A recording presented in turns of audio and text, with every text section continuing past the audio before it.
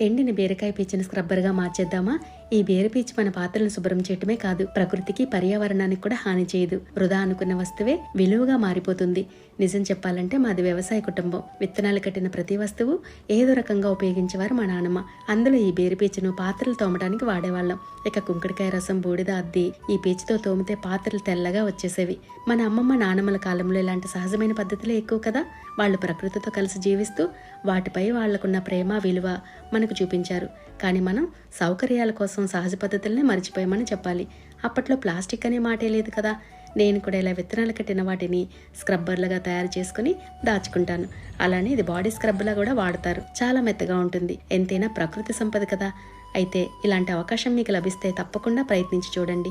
చిన్న మాట, చాలాసార్లు మన చుట్టూ ఉన్న వస్తువులే, కానీ అవి ఎలా వాడాలో తెలియదు కదా. అలాంటిది ఈ బీర పీచు. మరి ప్రకృతి సంపదను ఇష్టపడే వారికి మాత్రం ఇది ఒక విలువైన వస్తువే మరి.